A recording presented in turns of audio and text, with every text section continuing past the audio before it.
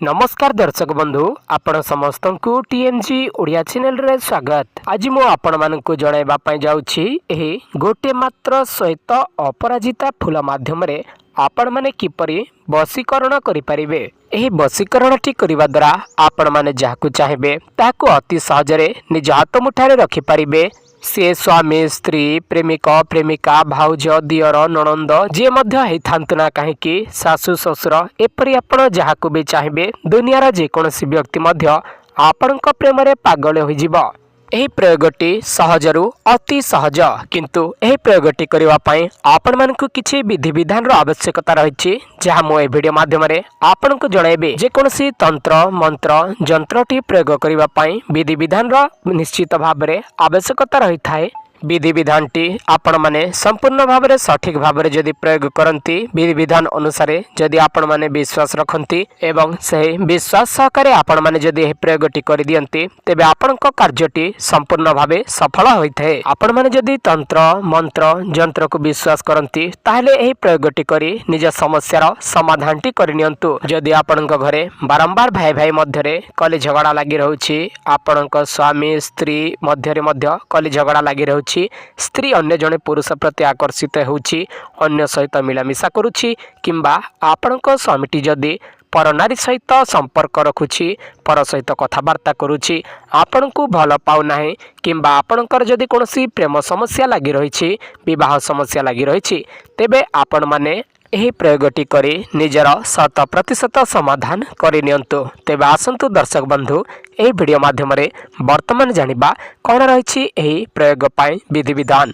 एवं आपण मानको अनुरोध वीडियोटी को बिना स्किप करी शेष पर्यंत देखंतु काहेकि ना हमर ए वीडियो रे छोट छोट कथा मध्य अनेक गुरुत्वपूर्ण होई थाए। जदि आपण माने से छोटिया कथाटी को न जानी आपण माने जदि प्रयोग करिवे तेबे ताहा कोनोसी भाव रे काम करिवो नाही। तेबे आसंतु दर्शक बंधु वर्तमान जानिबा कोन रहिछि विधि विधान। आपनकु कोन करिबाको पड़िबो ना जे कोनोसी पुष्य नक्षत्र रविवार दिन एही श्वेत अपराजिता फूलटी को आनिबाकू पड़िबो किंतु तारि पूर्व दिन अर्थात शनिवार दिन संध्या समय रे आपण निजको पवित्र शुद्ध करिवे एवं एही गछ मूल जाई वृक्ष निमंत्रण पूजा विधिटी करिवे एवं घर को चली आसिबे एवं पुष्य नक्षत्र रविवार जो दिन पड़ुछि सेही दिन आपण माने ब्रह्म मुहूर्त उठी एही गछ मूल को चली जिवे एवं एही गछटी को ओपाड़ी सेही चेर एवं गोटे मात्र फूलटी को ओपाड़ी की नहीं आसिबे। ध्यान दियंतु पुष्य नक्षत्र रविवार दिन आपण माने एही श्वेत अपराजिता गछर चेर एवं गोटे मात्र फूलटी को आनिबे। ताहापरे करिवे कोन ना ताहाको घर को आनि सारला परे 7 दिन सुखिबा पई छाडी देबे। एहा 7 दिन सुखिला परे पुणी रविवार पड़िबो। सही रविवार दिन राति 12टा समय रे आपण माने दीपटी जालिबे एवं गोटे नाली कपड़ा उपरे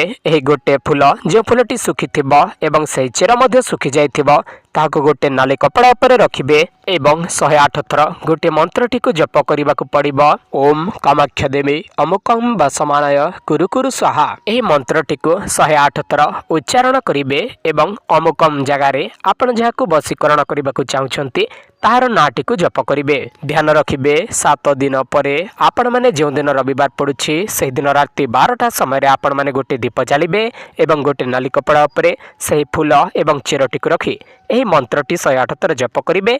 ताहापरे एही नाली कपड़ाटी को जाली देबे बा से फूल एवं से चेर मध्य पाउस जेमिति होई जिवो। 108 थर मंत्र जप कर सरला परे ताहाकू पोड़ी देबे एवं चेर एवं फूलटी को पाउस कर देबे।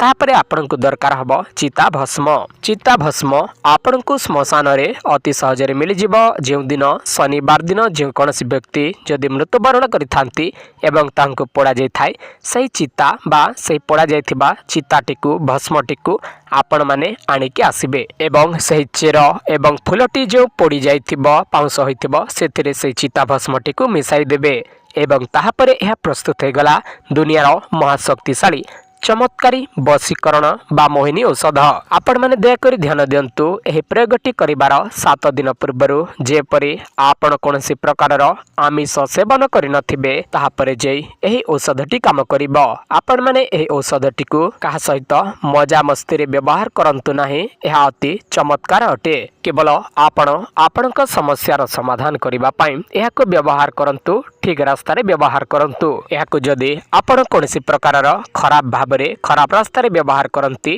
ताहेले एहार कोनोसी प्रकारर काट नाही। एहार कोनोसी खराब फल मिलिले ताहा आपण निजे ही दायी रहिबे।